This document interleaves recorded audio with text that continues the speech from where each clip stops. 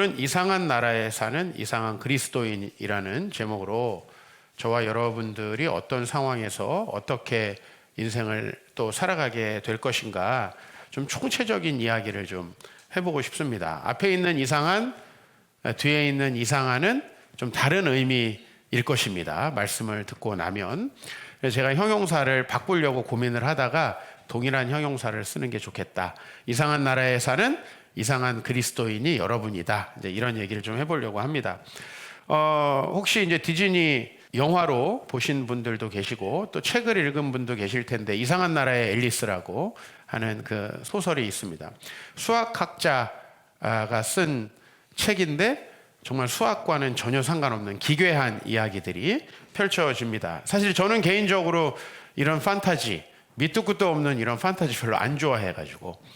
근데 여러분 이제 어디 가보시면은 빨간 눈에, 분홍색 눈에 이렇게 토끼가 그려져 있으면 그게 이제 이 작품의 이미지인 거죠. 그 붉은 눈의 토끼의 인도함을 받아서 이제 토끼굴로 들어갔는데 자기가 살던 세상과 전혀 이상한 세상에 가서 나는 누구일까라는 것을 고민하는 내용입니다. 그 안에서 앨리스는 너무나 이상한 것들을 만납니다. 동물들이 말을 하고 자기가 뭔가 음료를 마셨더니 자기가 엄청 커지고 또 뭔가 비스킷을 먹었더니 자기가 작아지기도 하고 이제 이러면서 자기 자신도 이상하게 변하고 세상 사람들도 자기를 이상하게 여기고 트럼프 인간들이 사는 나라에 갔는데 너무나 여왕이 이상한 행동들을 해서 그 이상한 세상 속에서 자기가 누구인가 하면서 구구단을 한번 해봅니다. 구구단 4 곱하기 5는 12 자기 입에서 이렇게 답이 나오고 4 곱하기 6은 13 뭐가 틀린 거지 하면 진짜 여러분이 이상한 겁니다. 이런 이제 구구셈을 하면서 그래 구구단이 뭐가 중요하냐 지리 문제를 한번 생각해 보자. 파리의 수도는 런던 이런 말도 안 되는 파리에는 수도가 없어요. 그죠?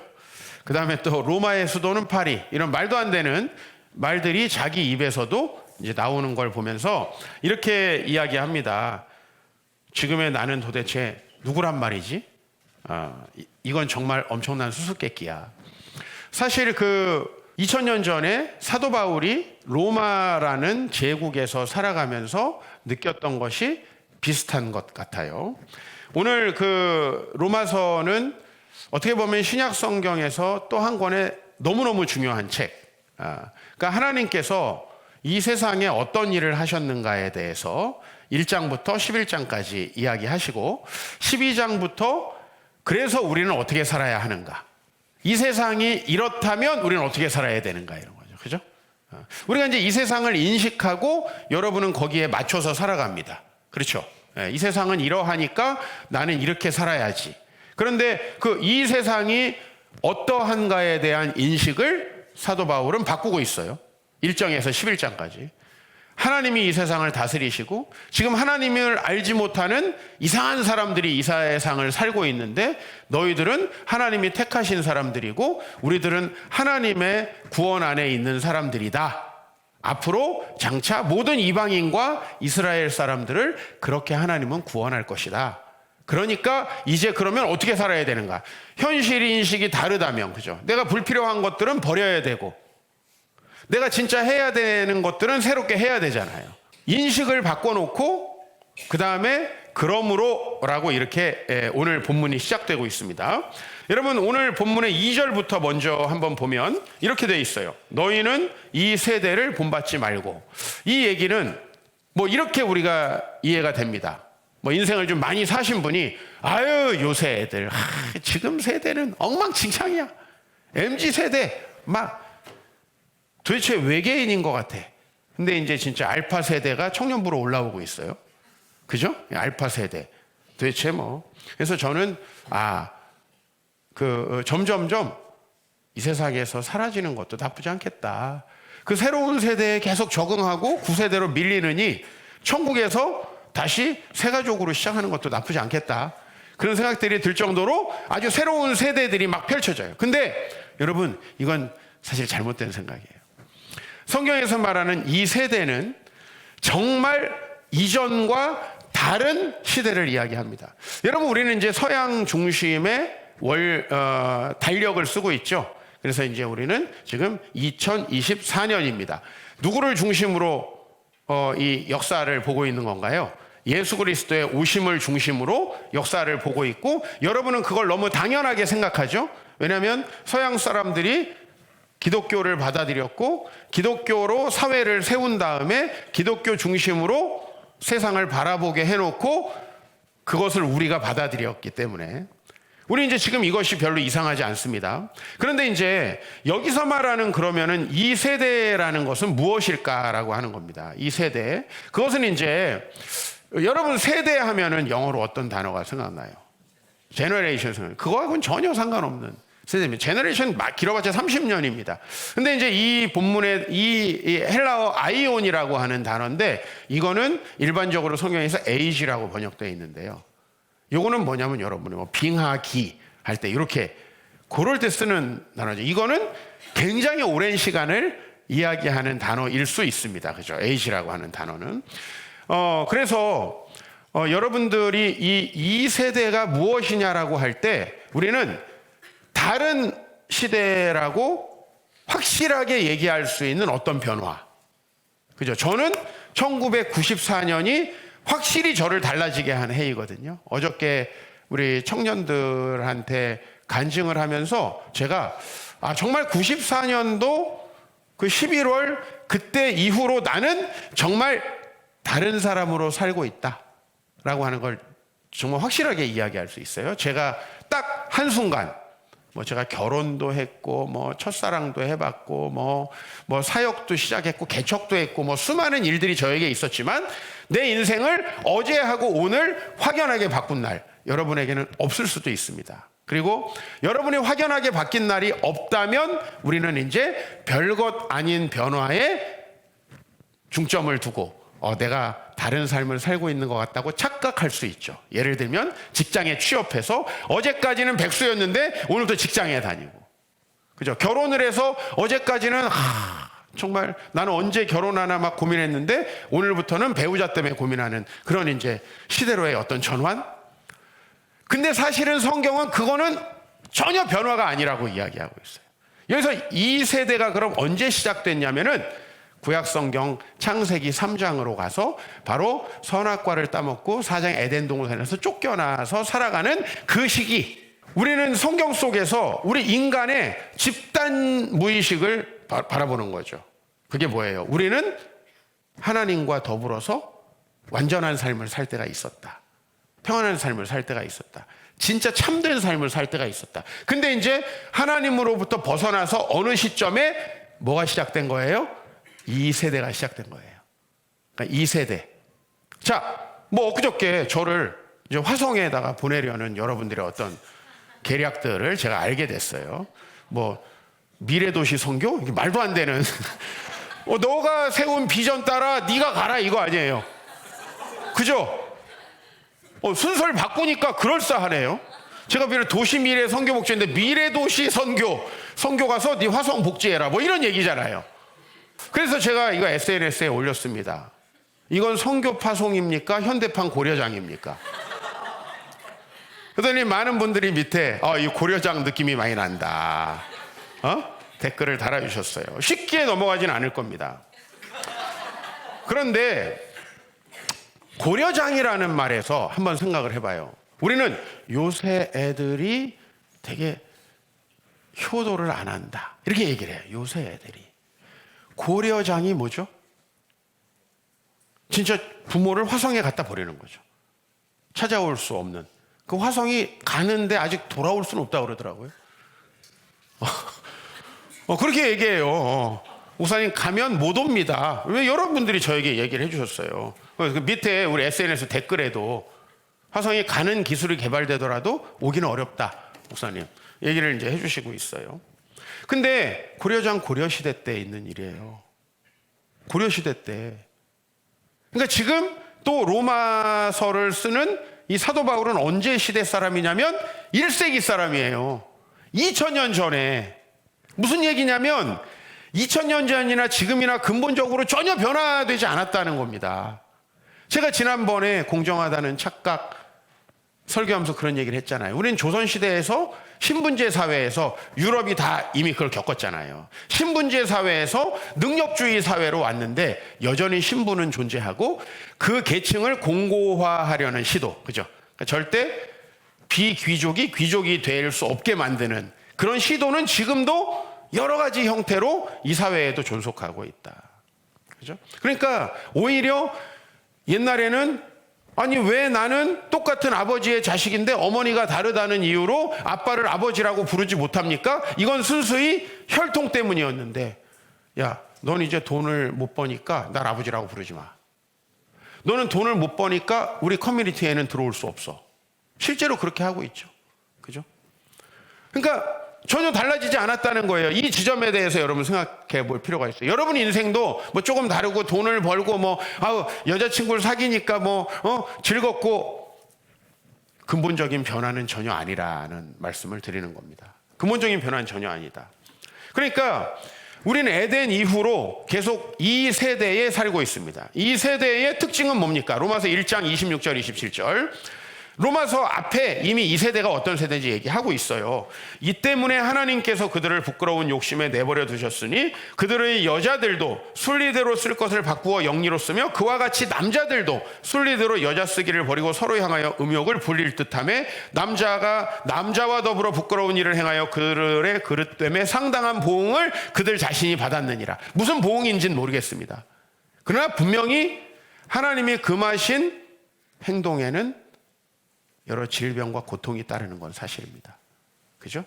근친상간이 많은 과거의 왕가, 특히 우리에게 아주 잘 알려져 있는 합스부르크 왕가의 어떤 일을 행했는지, 그리고 최근에 우리나라 역사에 대해서 강의를 듣다 보니까 고려시대 때도 성골끼리 결혼하면서 나중에 큰 문제가 생겼다라고 합니다. 그러니까 이런 식의 하나님은 거부하지만 권력을 유지하기 위해서 만들었던 결혼들이 어떤 문제를 일으키는가?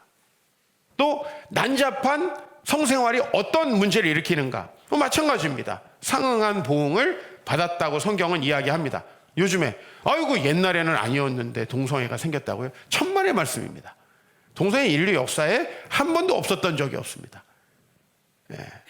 좀 왕성했을 때는 이제 여러분이 아는 페리클레스 시대의 그리스 2500년쯤 전이죠. 그리고 로마 제국.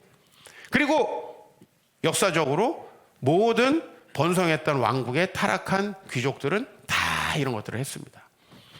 근데 더 중요한 거는 28절 그들이 마음에 하나님 두기를 싫어해서 하나님이 그들을 상실한 마음대로 내버려 두셔서 합당하지 못한 일을 하여, 그게 뭐냐면 불의, 추악, 탐욕, 악의, 시기, 살인, 분쟁, 사기, 악독, 비방, 하나님께서 미워하시면 일들하고 능욕하고 교만하고 자랑하고 악을 도모하고 제일 마지막에 부모를 거역하는 거예요. 2000년 전에도 다 부모를 거역했어요. 뭐 우리는 엄청 효자인데 우리 자식들은 천만의 말씀이에요. 그냥 우리도 불효자고 자식들도 불효자인데 우리는 항상 나와 타자를 구분하려는 성향이 있죠. 나는 괜찮고 저 사람들은 안 좋고. 자, 백인들이 모여 있으면 백인은 괜찮고 유색인종 안 좋고. 우리도 동남아시아 사람들 오면 우리는 되게 1등 시민이고 아닌 것 같은 느낌. 그러니까 우리는 항상 나는 괜찮고 다음 세대들은 뭐뭐가 없어. 그렇죠. 우리는 괜찮고 저 사람들은 아니야. 우리 이런 생각을 가지고 있는데 그게 세대 간에도 계속 내려오는 거예요. 이 세상은 변한 적이 없어요. 근데 진짜 로마서에서 말하는 충격적인 건 뭐냐면 1장 32절 그들이 이 같은 일을 행하는 자는 사형에 해당한다고 하나님이 정하심을 알아요. 그러니까 즉 아까 말했던 모든 불의, 추악, 탐욕, 악의, 그 위에서 말했던 동성의 잘못된 행위들, 시기, 살인, 분쟁, 사기, 악독, 부모를 거역하는 거, 이게 전부 다 하나님의 심판을 받을 행위라는 것을 하나님이 정했다는 것을 양심으로 알죠, 사람은. 여러분 어렸을 때 아닌 것 같은 일은 굉장히 불편합니다. 어른이 되면 왜 안 불편한지 아세요? 내가 사회화 과정을 통해서 내가 하는 행동이 아무도 문제 없다라는 논거를 충분히 확보하기 때문에 그래요. 쟤도 그렇다, 어느 책에 보니까 그렇다, 어떤 사람의 이론이 이렇다 하면서 그걸 받아들이는 거예요.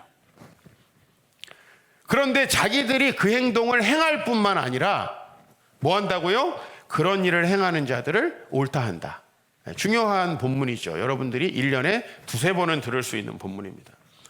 그러니까 이 세상은 지금 완벽하게 엉뚱한 짓을 하고 그 행동이 또 옳다라고 여깁니다. 소위 말하는 강남 사람들의 귀족적인 삶, 하나님이 그 과소비와 자기 가족밖에 모르는 그 삶을 허락하시겠습니까?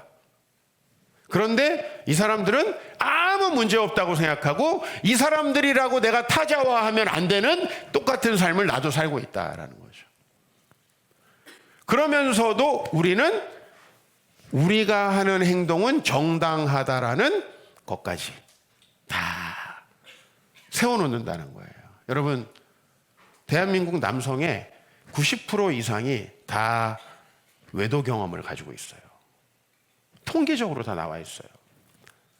근데 어떤 사람이 그거를 나는 외도했으니까 죽일 놈이야, 그렇게 생각하는 것 같아요.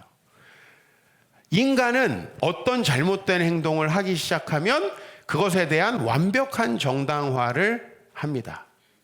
최고난도의 명령을 하는 거예요. 다시 오늘 말씀으로 가서 너희는 이 세대를 본받지 말고. 이 세대는 이 세대가 하고 있는 일들을 정당화, 이론적 정당화 작업까지 끝냈어요. 자, 그런데 우리는 이 세상에 살면서 이 세상을 본받지 않는다. 한 학자가 이걸 이렇게 번역했어요.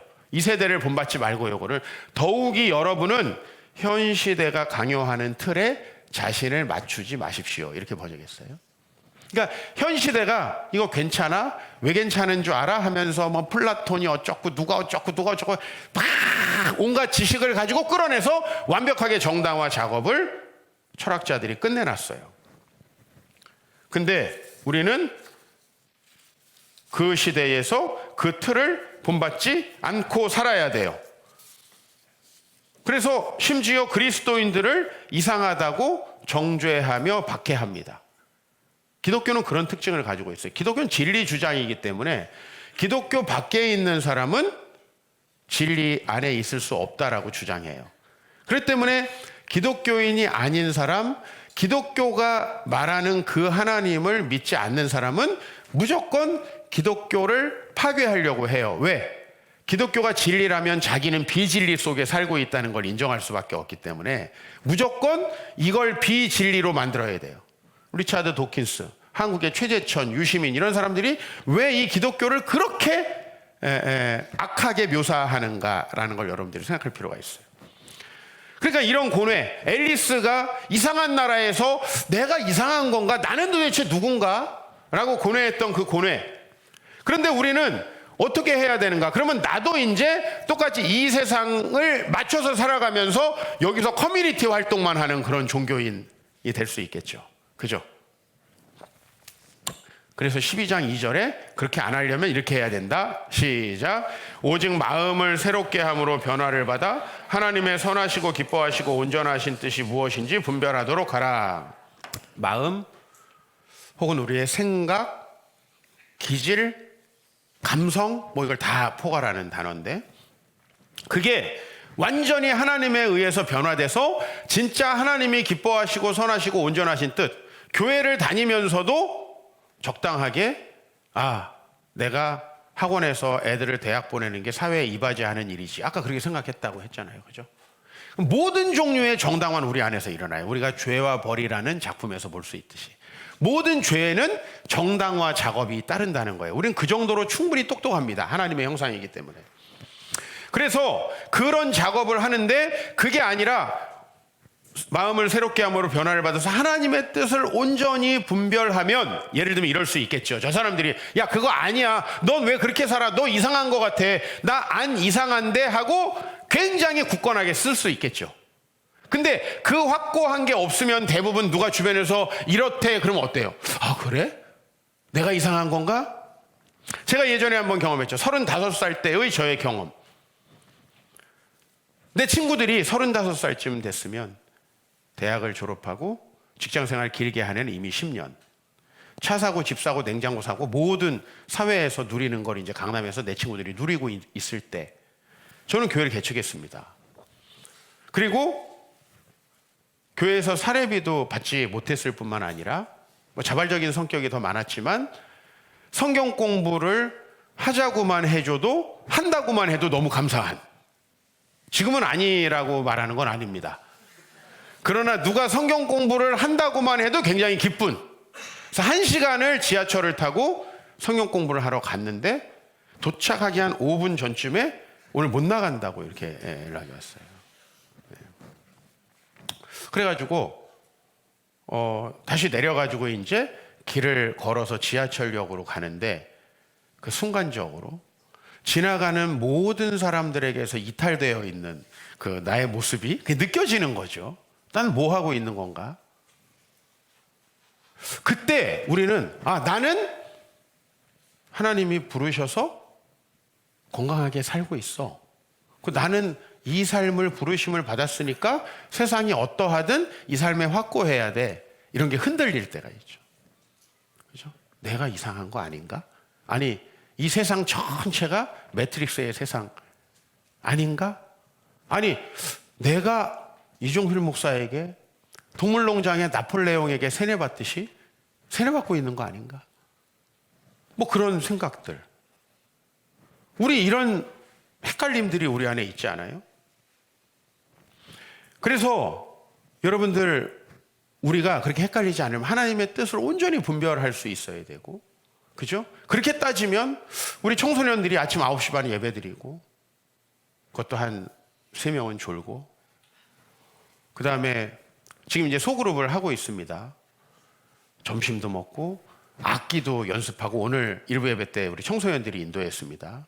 그리고 2시부터 또 성경 공부를, 교육을, 제자 훈련 이렇게 해서 세계관 교육을 받는데, 다른 교회에 가면요 엄청나다는 거예요.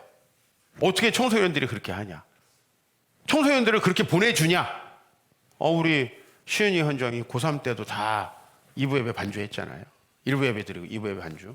그게 가능하냐? 근데 이런 관점으로 보면 과연 우리가 그 아이들을 정말 확고하고 공고하게 신앙 안에서 이 세상 사람들이 다 우리를 이상하다고 해도 난 이상하지 않다라고 생각하고 살아갈 수 있게끔 만들어주고 있는가? 이 기준에서 생각해 보니까 너무 제가 괴로워요. 내가 책임 방치하고 있는 거 아닌가? 과연 저와 여러분들은 이 예배도 드렸다 말았다 하시는 분들이 많은데, 또 이 예배 때도 다른 생각하고 내 생각엔 아닌데 뭐 이런 생각하시는 분들도 많은데, 과연 우리가 이 세상에서 이 이상한 나라에 살면서 우리를 이상하다라고 공격하고, 쟤는 참 이상한 애들이야, 그래서 이상한 나라에 사는 이상한 그리스도인으로서 우리가 과연 살아갈 수 있는 힘이 있는가? 그 있잖아요, 되게 기독교인이 아닌 사람들도 부러워하는 어떤 종류의 확고함, 그죠? 전 그런 것들 이제 제가 회심하고 경험을 했거든요. 기독교인이 아닌데, 야, 그래도 너는 참 행복하게 사는 것 같다.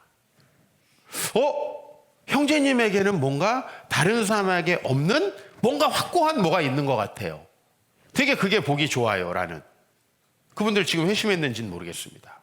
그러나 그런 얘기를 들으면서 우리는 살 수 있는가? 적어도 다니엘처럼 바벨론의 문화와 종교와 세계관이 판치는 곳에서 나는 하나님이 이 땅을 다스리신다는 것을 확실히 믿고, 장차 예수 그리스도께서 오셔서 세울 그 나라는 영원히 변치 않을 것이다 라는 걸 믿고 살아갈 수 있는 거, 이거 너무 멋있지 않나요? 그래서 12장 1절은 한 절 앞에 이렇게 얘기하고 있어요. 너희가 이 세대를 본받지 않으려면 너희 몸을 하나님이 기뻐하시는 거룩한 산제물로 드리라. 우리 자신이 모순덩어리거든요. 예배를 드리고 있지만 우리 안에는 세상 사람들이 가지고 있는 그 부족함과 연약함과 욕망들이 그대로 살아있거든요. 그러니까 우리 자신이 제물이 돼서 온전히 하나님의 것이 되지 않고, 나는 교회 다니면서 그래도 이 정도 해야지, 그래도 주일날은 그냥 나오자, 웬만하면 나오자는 분들은 1년에 10번 정도는 빠지게 돼 있어요. 그래도 가끔 가자, 거의 대부분을 빠지게 돼 있어요. 정말 나는 죽어도 가겠다고 그래야지 한두 번 빠질 수 있는 정도의 삶이 되는데 오늘 여기에서 그 얘기를 하는 거예요. 거룩한 산제물로 드리라. 그게 바로 저와 여러분들이 이 세대를 벗어나서 살아갈 수 있는 단초인 거죠. 왜? 이 세대는 하나님의 주권을 거부하고 생겨난 세대니까. 이걸 다시 뒤집는 건 내가 하나님의 주권하에 온전히 복종하는 거죠. 그걸 연습하는 게 사실 예배죠. 그죠? 하나님을 경배하고 우리가 우리 자신을 드리는 행위. 그리고 저도 주중에 한 행동이 후회돼 가지고 이런 말은 하지 말아야겠다.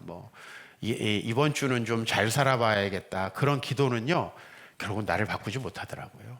전 많이 해봤어요. 후회도 해보고. 근데 저를 결정적으로 바꾼 날에 제가 했던 기도는 하나님께서 저에게 어떤 일을 시키시더라도 저는 그것을 하면서 제 평생을 살겠습니다. 제가 이렇게 얘기할 때. 이거 하고 내가 내 삶을 평가해서 이번 주에 돈을 좀 많이 쓴 것 같아. 그래서 11조를 못하고 여자친구 옷 사준 게 너무 걸려. 그 여자친구는 또 도망갔어. 내가 일부 예배 때 물어봤어. 걔 어딨냐고 그랬더니 모른대. What a waste. 이런 일들이 우리가 얼마나 많나요? 그런 삶을 살지 않겠습니다. 그런 삶을 내 나름대로 안 살고 싶습니다. 이런 걸로는 내 자신이 변화되지 않더라고요.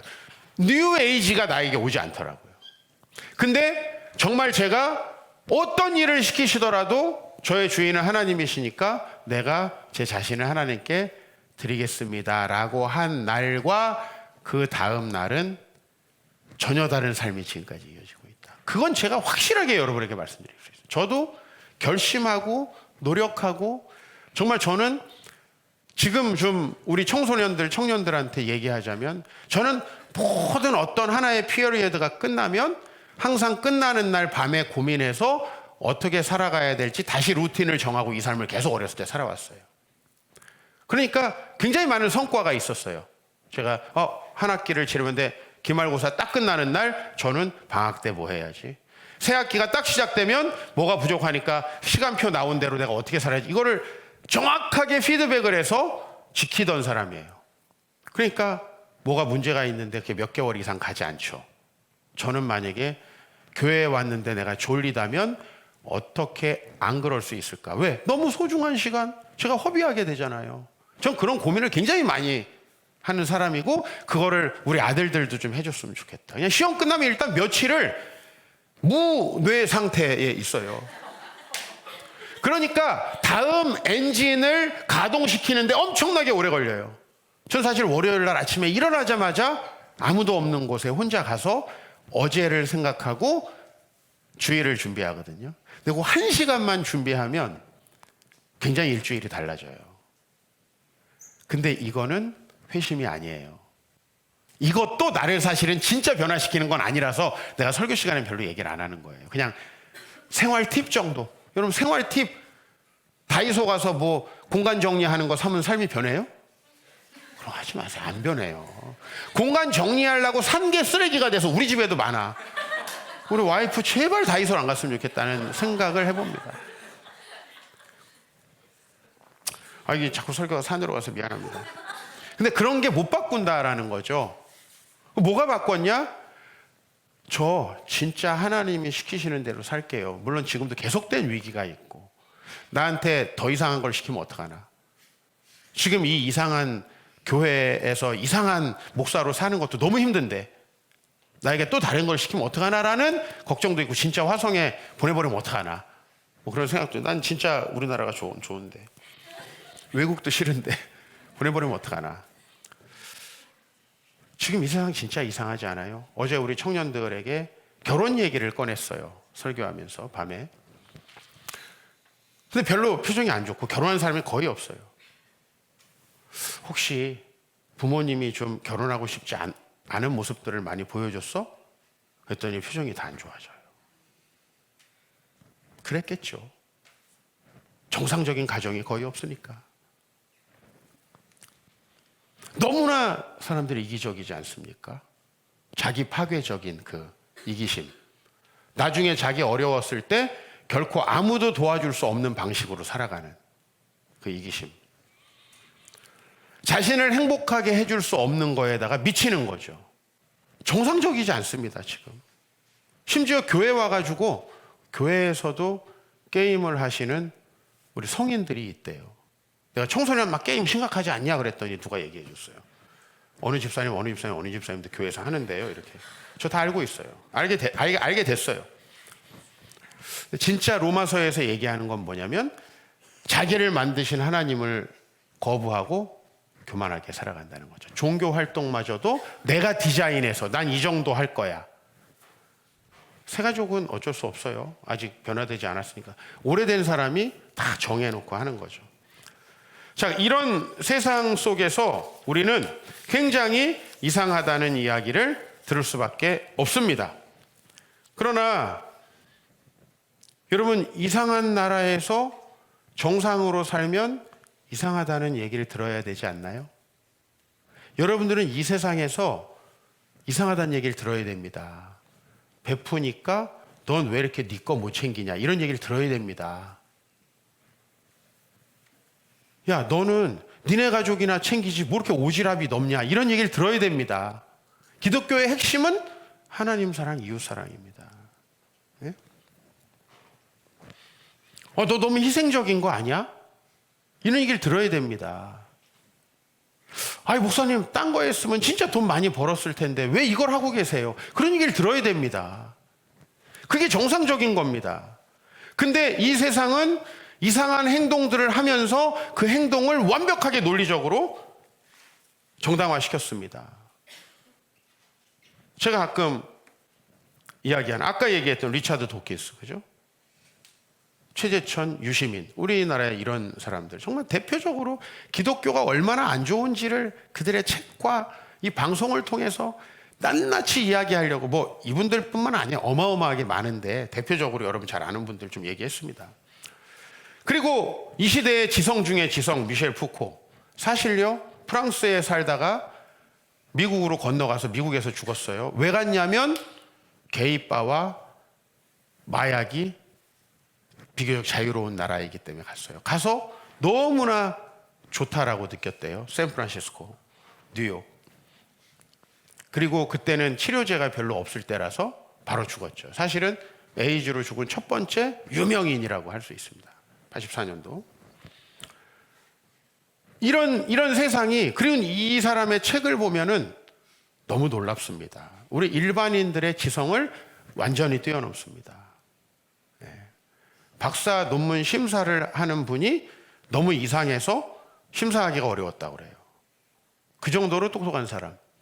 완벽하게 왜 동성애는 정상적인 것인가 라고 하는 걸 그 책에서 써놨어요. 정말 그 책은 감탄스러울 정도예요. 정당화돼 있어요, 다. 근데 여기서 우리가 힘들면 교회 잠시 와서 의지하고 그냥 좀 양심의 가책이 생기면 조금 찬양하고 우리가 이런 정도로 살아간다면 이 세상에서 우리가 과연 견딜 수 있겠는가?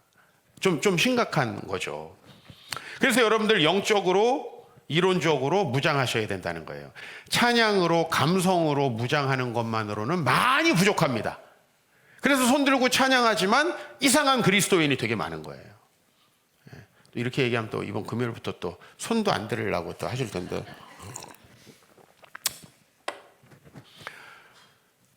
우리는 어떤 그리스도인이 돼야 되는가? 로마 시대 사람들, 뭐 동성애뿐만입니까? 여자들을 쾌락의 도구로 사용하고 사람을 사자와 결투시켜서 죽이는 걸 콜로세움에서 봤습니다. 상상이나 됩니까, 여러분? 이게 정상적입니까? 근데 그거를 이 빵과 서커스 많이 들어보셨죠? 제국을 운영하는 원리로 삼았습니다. 이 다 개, 돼지들이야. 그러니까 이 사람들을 잘 적절하게 먹여주고 쾌락을 주면은 다 우리 제국에 순응하게 되어 있어. 근데 아주 소수의 그리스도인들이 이 사회를 바꿉니다. 여러분, 중세시대 하면 어떨 것 같아요? 너무 답답하고 하나님밖에 모르는, 그죠? 그림도 막 신만 그리고 이랬던 시기죠? 모든 걸 신 중심으로 생각하던. 로마보다 낫지 않습니까? 로마보다 훨씬 나은 사회가 온 겁니다. 그 사회를 누가 만든 거냐면요, 너희 아내를 존귀히 여기라 라는 말씀에 순종하던 그 그리스도인들이 만들어내요. 어려운 상황에서 역병이 돌 때도 이웃을 사랑하는 말씀에 순종하던 그 소수의 그리스도인들이 로마를 바꾼 거예요, 여러분. 이거는 그냥 혁명이다 이런 걸로 말할 수 없는, 성공하면 혁명이고 실패하면 반란이에요. 그건 전두환이라 그런 거. 그런 이 세상에서 일어나는 일들은 대부분 혁명 아닙니다. 세상이 바뀌지 않거든요. 로마 사람들이 그 세상을 기독교에 온전히 투영시키면서 살아가게 된 그 놀라운 일들. 그게 사실은 이 중세 시대에 이제 대학으로 발전하고, 그게 이제 유럽과 아시아를 분기점으로 나눈 거예요. 지금부터 1000년 전에 유럽은 대학이 생겼거든요. 그게 다 어디서 생겼냐? 기독교인들의 모임인 수도원에서 생겼죠. 세상은 늘 악한 방향으로 가요. 그러니까 우린 세상이 계속 악해지는 게 아니라 악해졌다가 복음으로 좋아졌다, 악해졌다 복음으로 좋아졌다, 악해졌다 복음으로 좋아졌다, 이런 거라는 거예요. 그러니까 근본적으로 아이 요새 애들 이런 말 하면 안 된다는 거죠. 우리도 다 그 요새 애들에 들어가는 거고, 2000년 전에 이 세대를 본받지 말랬는데 여러분들 2000년 전이면 지금 몇십 세대가 흘러 지나갔잖아요. 그렇죠? 말도 안 되는 거죠. 그래서 중세 시대 때 또 정치인들이 유럽 종교 사회로 들어갔죠. 왜? 기독교의 힘이 너무 세지니까 조폭들은 항상 어디 모여요? 카지노 있는 데 모이잖아요. 그러니까 돈과 권력이 모이는 곳에 그 교황의 자리, 종교 지도자의 자리에 이제 중세의 정치인들과 유력한 가문들이 들어가면서 타락하기 시작하죠. 중세 교회가. 그거 누가 바꿨습니까? 목숨 건 신앙인들이. 그죠? 프랑스의 위그노들은 본국에서 쫓겨나가지고 다른 나라들로, 스위스로, 네덜란드로 흩어지고, 영국의 신앙을 개혁하려는 사람들은 네덜란드로 왔다가 로테르담, 지난번에 유럽에 가서 그 총교들이 출발했던 그 항구에서 기도했습니다. 감격적이죠. 지금 되게 작은 이렇게 기념물만 하나 있는데 거기서부터 떠나가지고 미국으로 갔습니다. 미국으로 간다는 게 뭔지 아세요, 여러분?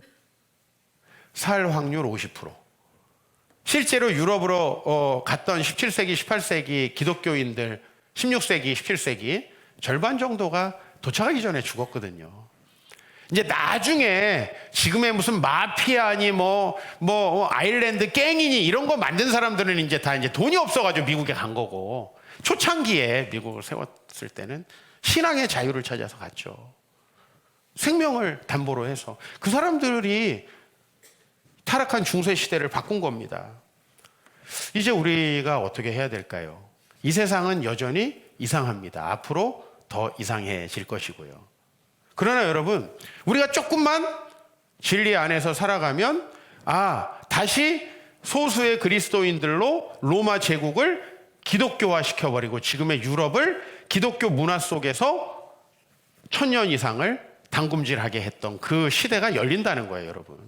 절대로 하나님을 거부하고 자기들이 이런 행위를 하는 것은 사형에 처한다는 것을 정해졌다고 하나님이 정하신 것을 알고도 자기네들이 그런 행동을 할 뿐 아니라 그런 행동을 정당화하는 사람들이 살아가는 세상은 오래 못 가요. 왜?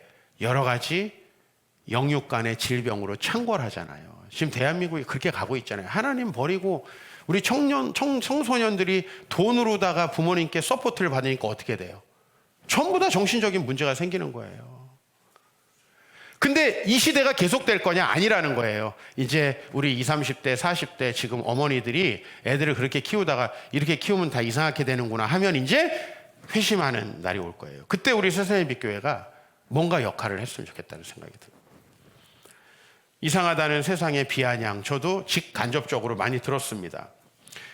진리를 주장하면 낡은 보수 기독교인이구나.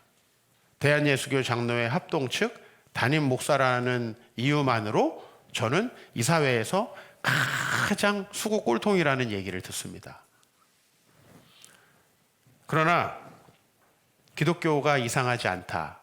여러분들이 이상하기는커녕 답을 찾았다. 여러분들이 이 안에서 정말 자녀들도 크기를 원하면서 우리가 우리만의 당당한 문화들을 만들어낼 수 있으려면 주님과 연합해야 된다는 거죠. 솔직히 저도 다양한 종류의 신앙생활 많이 해봤습니다. 주일날만 나와보기도 했고. 그런데 주님과 연합되지 않는 삶은 거기서 거기에요. 큰 변화가 있을 수 없어요. 근데 이 시기가 너무 늦춰지지 않았으면 좋겠어요. 어제 갔는데 정말 부모님도 알코올 중독자, 교회 안 다니는 청년들이 30-40명 모여 있는데 부모님의 신앙을 본받지도 않고 1세대인 애들이 그 20-30대 아이들이 그 30-40명이 90% 이상 11조를 해가지고 한 달에 1,000 몇백만 원 사역비를 만들어서 교회를 움직이고 선교하는 거예요. 저는 굉장히 충격을 받았어요. 우리 교회는 목사 아들이 몇 명이며 장로 아들이 몇 명이며 우리 그렇게 안 하거든요. 저희 아들들부터 한번 점검해 봐야 될 것 같아요. 제가 신앙을 강요하는 게 아니고 이 세대를 본받지 않고 멋있게 살아가려면 그만큼의 영적인 무장이 필요하다는 거예요. 우리가 지금까지 신앙생활 잘 해오셨는데 정말 여러분들 이상한 나라에서 이상한 그리스도인으로 우리가 살아가고 있는데 여러분 진짜 그 이상함을 저 사람들이 정상이라고 여겨주고 우리의 이상하지 않음이 저 사람들에게는 새로운 도전이 되고 우리가 받아들여야 될 것들이 된 게 바로 그게 로마 시대고 또 그게 근대를 여는 종교개혁이었다는 거죠. 저와 여러분들이 그런 시대를 만들어가기를 소망하고 거대한 담론이지만 하나님 앞에서 여러분 흔들리지 않는 영적인 교제를 해나가시기를 축복합니다.